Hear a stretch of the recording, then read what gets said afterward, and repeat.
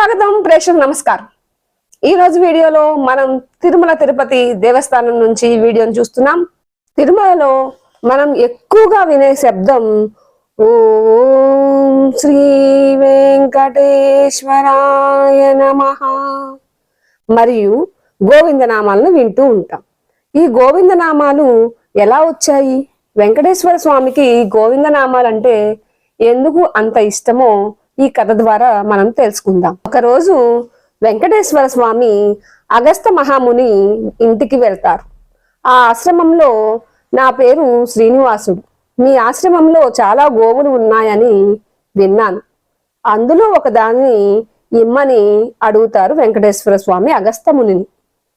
అందుకు పరవశించిన మహాముని, స్వామి మీకు ఇవ్వడానికి నాకు ఎలాంటి అభ్యంతరం లేదు, కానీ వేదాల ప్రకారం సహచారిని లేనిదే గోవును ఇవ్వకూడదు, కాబట్టి స్వామి మీరు మీ సతీమణితో ఇంకొకసారి రాగలరు అని ముని అంటారు। అలాగే అని వెంకటేశ్వర స్వామి వెళ్ళిపోతారు। కానీ మరలా ఒకరోజు స్వామివారు పద్మావతి అమ్మవారి సమేతంగా ఆశ్రమానికి వస్తారు। ఆ రోజు అగస్త్య మహాముని ఆశ్రమంలో ఉండరు। ఆ సమయంలో ముని యొక్క శిష్యులు ఒక అతను ఆశ్రమంలో ఉంటారు।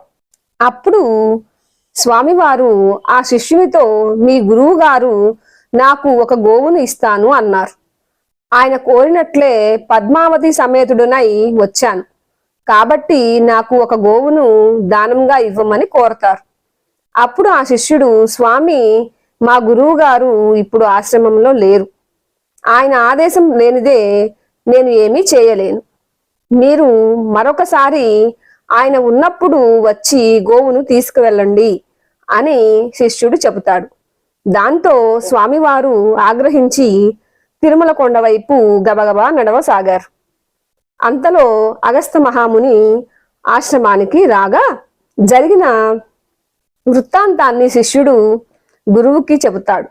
దాంతో అగస్త్య మహాముని ఒక గోవును పట్టుకొని తన శిష్యులను వెంట పెట్టుకుని పరుగు పరుగున శ్రీనివాసుని వెంట వెళతారు।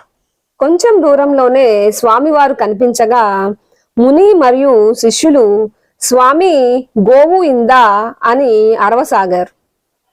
గోవు అనగా ఆవు, ఇందా అనగా ఇదిగో అని అర్థం। అలా ఎంత పిలిచినా స్వామి ఏ మాత్రం పట్టించుకోకుండా వెళ్ళిపోసాగారు। ఆయనను ఎలాగైనా ఆపాలని ముని మరియు శిష్యులు ఇంకా గట్టిగా అరవసాగారు। స్వామి గోవు ఇందా, స్వామి గోవు ఇందా, స్వామి గోవు ఇందా అని ఇంకా ఇంకా గట్టిగా అరవసాగారు।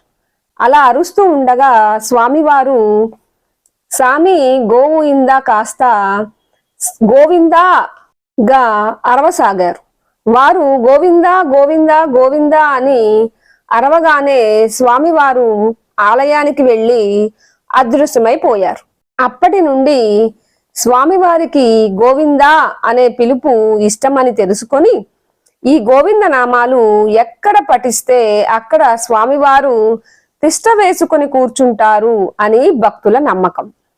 గోవిందా గోవింద।